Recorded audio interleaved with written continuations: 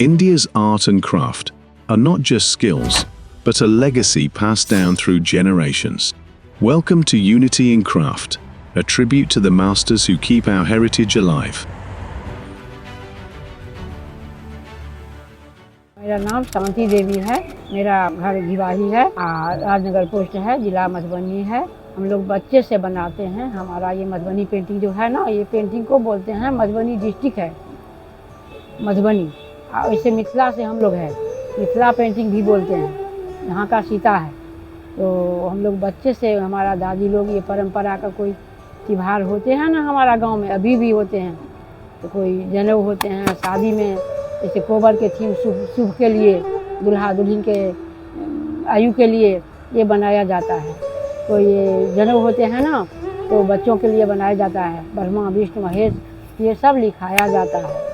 उसके बाद से ये हम लोग को परंपरा है। ये पहले गोबर पेंटिंग पर, अभी भी एक पेंटिंग है। पहले दीवारों पर काम होते थे, कोई शुभ काम में होता थे। आप जब से ये प्रचलित हुआ है ना, बहुत दिनों से, हम 8-9 साल से उम्र से काम करते हैं। हमारा दादी लोग बनाते थे, उसके बाद मम्मी लोग बनाते थे, माँ तो नहीं थी, फिर दादी लोग के देख देख के तो बनाने लगे। तो पर गोबर पोतते थे। उसके बाद थीम राम सीता स्वयंवर जयमाला कल्प वृक्ष ये सब ये बनाते बनाते हमारा दादी को मिला स्टेट अवार्ड। उसके बाद चाची को मिला। उसके बाद एक चाची है हमारा, अभी पद्मश्री मिला है। वो अभी वो काम कर रही सौराठ में, उनको मिल गया है, नौकरी मिल गया है सौराठ में। जैसे हमको मिला 2008 में स्टेट अवार्ड, 2012 में से नेशनल अवार्ड में नेशनल मेरिट मिला है, अवार्ड कहा जाता है। उसे राष्ट्रपति अहिल्या पुरस्कार मिला है 2015 में। आप तो बहुत दिन से करते हैं। आप तो बच्चों लोग को बहुत सिखाए हैं हम लोग। 95 में एक ATS चलाए हैं ट्रेनिंग, बच्चों लोग 30 कलाकार को बनाए। आप तो जितने बेटी लोग नतनी लोग जहाँ अगल बगल के सब गाँवों का बनाए हैं, वो लोग अपना ससुराल में गए हैं, तो वो भी अपना अपना घर में काम करते हैं। सब खुश है ये काम करके। तो पेंटिंग का काम जैसे सिक्की मोनी का हमारा गांव में बहुत होते थे, उड़िया का, यही हमारा पहचान है। अभी भी करते हैं। तो गांव से आए हैं अभी, और बच्चों लोग भी करते हैं। अब हम लोग चाहते हैं इस काम को बढ़ावा देना चाहिए। जैसे हम लोग किए थे, हम लोग को तो इतना समय गुजर गया। आगे के भविष्य के लिए बच्चों लोग बने, गांव बने, सबको एक रोज़गार मिल जाए, सबको एक सम्मान मिले, जो सब गुजर बसर करे, जो नाम रोशन ये नाम परंपरा ये रहना चाहिए। यही हमारा उद्देश्य है हमारा। हमको तो जो हुआ जो मिला जैसे गुजर बसर करते हैं बच्चे लोग। जैसे हम लोग बहुत लोग को सिखाए हैं, अभी भी रहते हैं गांव में, तो 10 कलाकार हमारे साथ रहते हैं, हम सिखाते हैं। उपदेश हमारा यही है कि गांव समाज से जुड़े हैं और सब बनाते रहते हैं, सब बनाते हैं गांव जहाँ जो गए हैं सब अकेले। यही है समझा, जब समाज बढ़े, हाँ समाज बढ़े, इस सबको सम्मान मिले, सबको इज्जत मिले, सबको रोज़गार एक हो गया है। बहुत अच्छा काम है ये, घर बैठे सारा काम करके अपना गृहस्थी भी चला करके। हाँ ये भी है, अपना घर परिवार, सास ससुर, हम लोग किसान हैं, किसानी अपना गृहस्थी चला करके जो करते हैं तो करते हैं। ऐसे ही वो मिथिला के लोग जो हैं हमारे तरफ को सब काम करते हैं, सब सीख करके जो से हम लोग बहुत लोग को सिखाए हैं, अभी भी सिखाते हैं। बच्चों लोग सीख अपना ससुराल में जहाँ जहाँ गए हैं हमारा तरफ के लोग सब अपना ससुराल में भी चलाते हैं, काम करते हैं। तो हम लोग को ये सब से बहुत खुशी लगता है। हम लोग जैसे वैसे पढ़े लिखे नहीं हैं, जो काम से जुड़े हैं तो सब ये अपना से इससे जुड़े हैं और काम करते हैं। इतना इज्जत मिलता है सबसे, आप लोग से मिल करके अच्छा लगते हैं। जैसे हमको मिला वैसे भविष्य को मिलना चाहिए, यही ना अच्छा उपदेश वही ना है, और क्या। जय श्री राम। मेरा नाम माजिद अहमद मीर है। मैं बाय प्रोफेशन वीवर हूँ, कानिशॉल वीवर हूँ। और मुझे नेशनल अवार्ड मिला है और भी बहुत सारे अवार्ड्स मिले हैं। और हमारी फैमिली को नियरली 2 दर्जन से ज़्यादा अवार्ड्स मिले हुए हैं।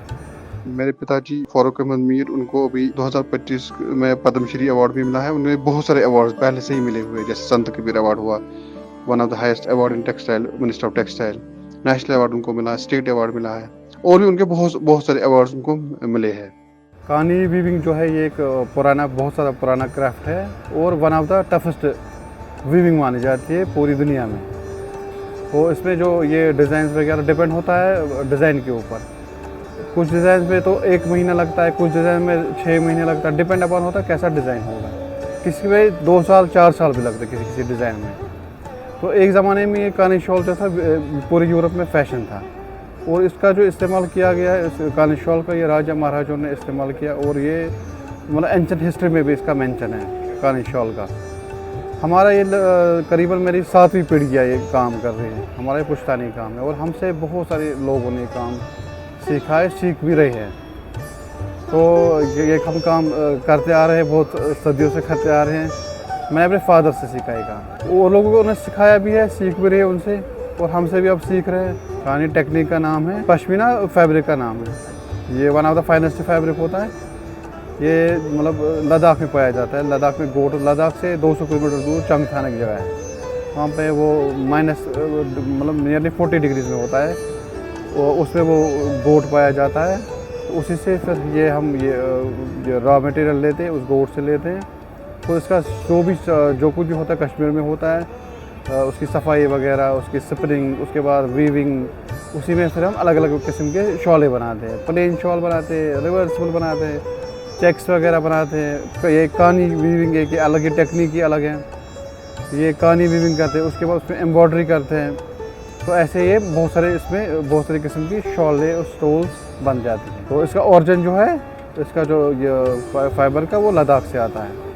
ये माइनस डिग्री में वो गोट होता है, तो जब वो गर्मियाँ होती थी उसको वो चुभ जाता है, उसके बाद वो साल में 2 बार वो काटते हैं। तो ये तिब्बत से भी आता है, लद्दाख से भी आता है। ये सारा हैंडमेड है, ये स्ट्रक्चर भी हैंडमेड है। मैंने बस आपके सामने ये इंस्टॉल भी किया।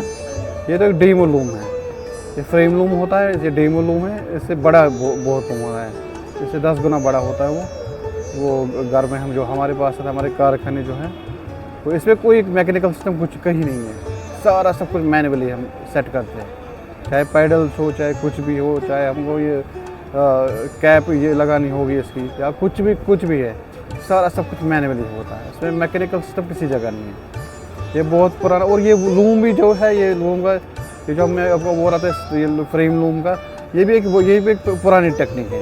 ये बहुत पुरानी मतलब आप ये मतलब एंशिएंट टाइम का ये मतलब ये टेक्निक है। मतलब ये लूम का काम तो है, ये लूम भी मतलब बहुत पुराना है, क्योंकि वीविंग एक एंशिएंट आर्ट है। वीविंग एक एंशिएंट आर्ट है। तो लूम भी, जो मैं लूम के बारे में आपको कह रहा था, लूम भी पुराना ही है। इसमें कोई मैकेनिकल सिस्टम कहीं नहीं है, सारा मैनुअली हम हाथ से फिट कर लेते हैं।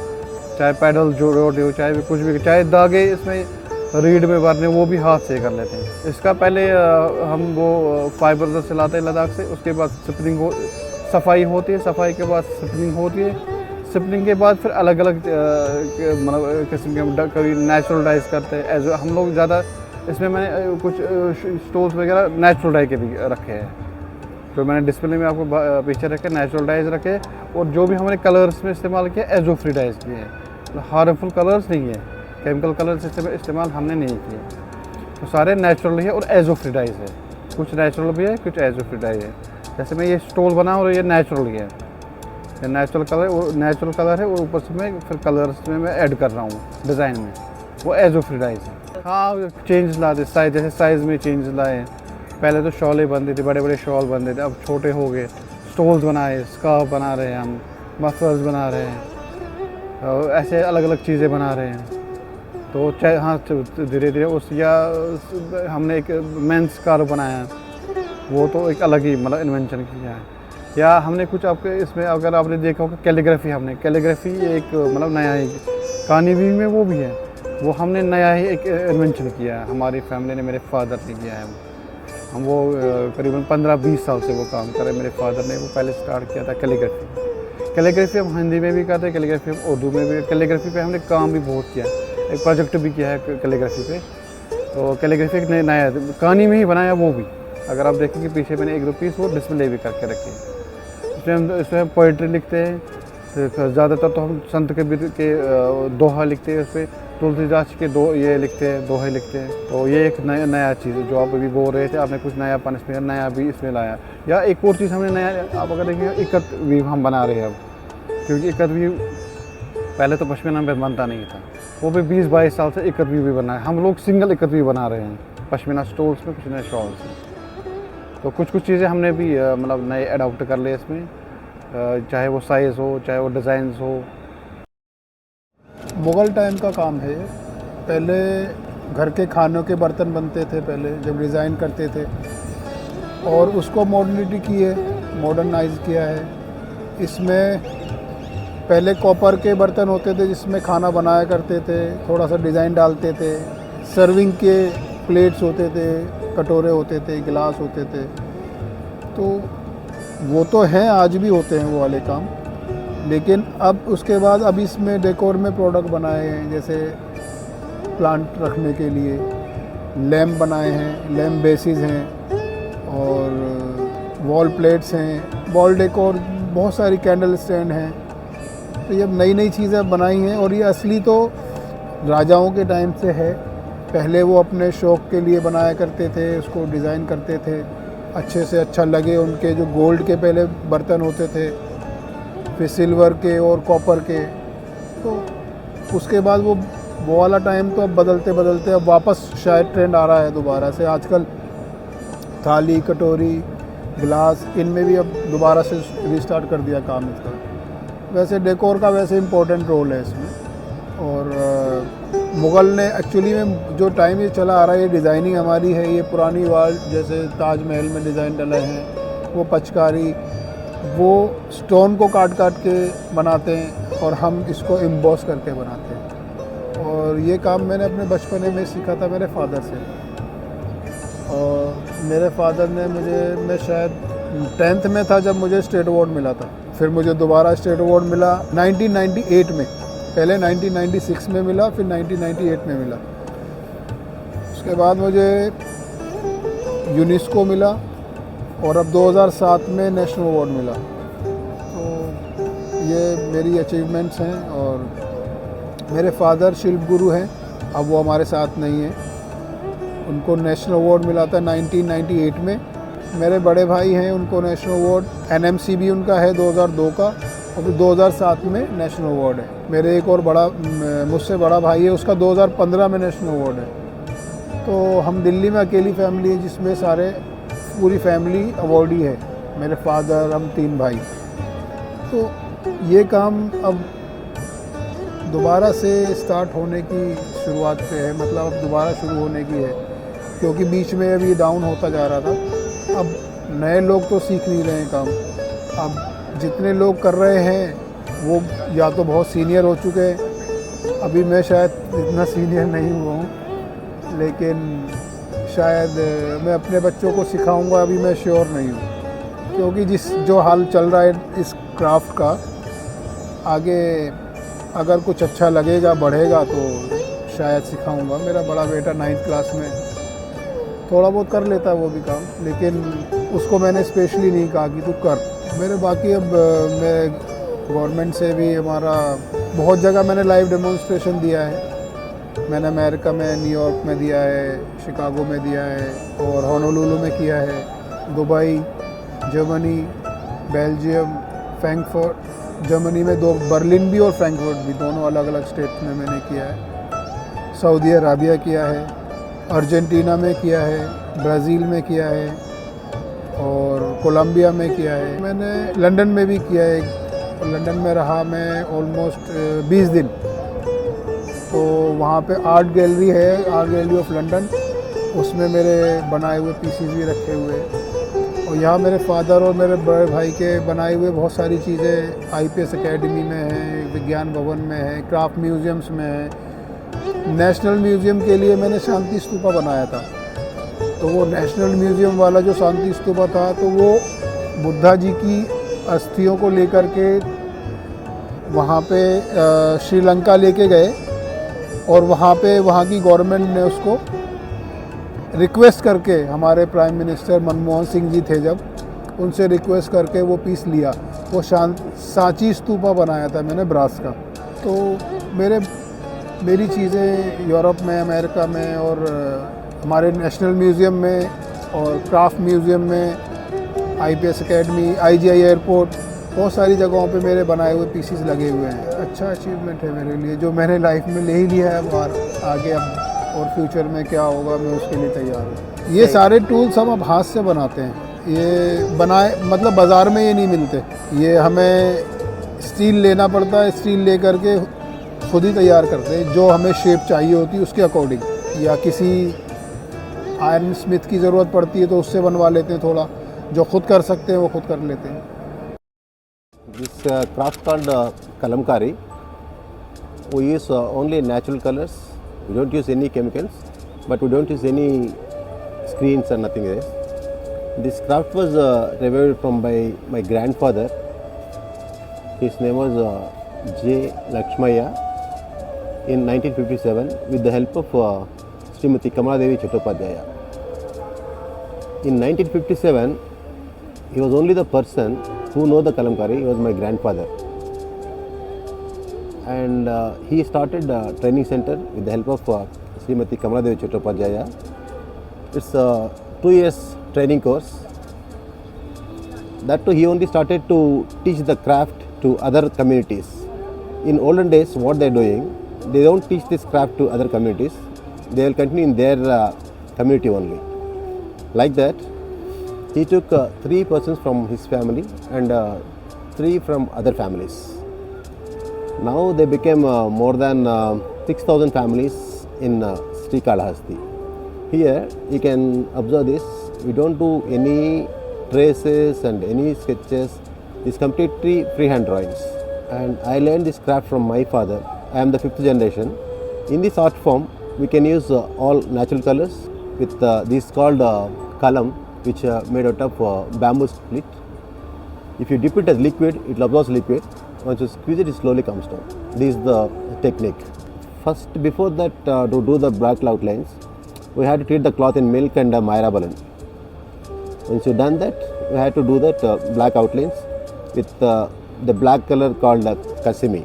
Is this color made out of with sugarcane molasses and rusted iron filings.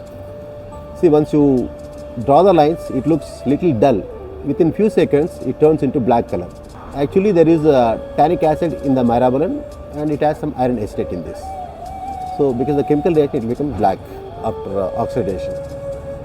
Actually, to complete one painting, just like in my backdrop, it's Lord Jesus Christ story. It took me more than 2.5 months. It depends on the workmanship and how we are doing the process, the real process that take time. See, actually this craft we can say more than 5,000 years old. If you see in the Mahabharata story, there is a chariot, Krishnarjuna. On that you can have that flag. On the flag you can find that Hanuman image. In those days there is no any chemicals and there is no any block prints like that. So they done it by hand using with the natural colors. So that is only we can say like that. It's a very old technique. It's inspired means actually this craft was revived by my grandfather. Is born in my family only. So that's what I had to continue this one. And in this I would like to do more and more research works. And we used to, in olden days in 14th century, we used to do that wax resist and gold application. Just 2-3 years back I revived that craft also. We are applying that in the last piece you can see that wax resist one, and we are applying that gold also on that. Even I taught this to my daughters also. I have 2 daughters, both are working on this same kalamkari. Actually we don't do any modern in this, just we have to improve this without changing these techniques and traditional motifs. Just we have to make some little contemporary like this. See, for example, we used to do in olden days only that wall hangings, something like that. Now we are preparing this cushion covers, and this is the gift box. Just we can show the gift box like this, and in this just we done on scroll. It will be like this. So just we can make the product identification like this. So it will be easy to promote the craft and everything. For this we got GI tag also in 2004. That also helps very well to market and to give the uniqueness for the craft like that. Yes, that craft is alive, no doubt about this. So there is more opportunities in craft now. No, just we need that more trainings and more product developments, more research works on the crafts, old crafts, the dyeing crafts. So then we can improve this.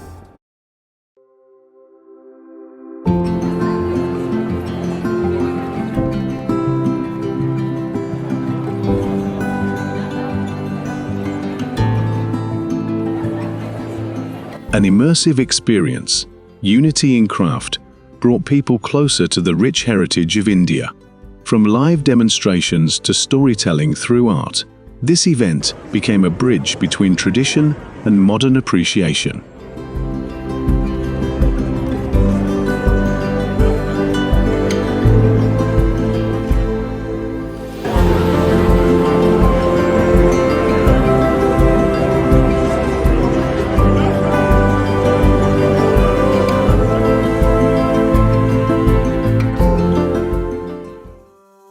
This is not just art, it's the soul of India.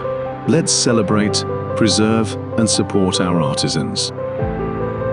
काम करते हैं, सब खुश हैं ये काम करके।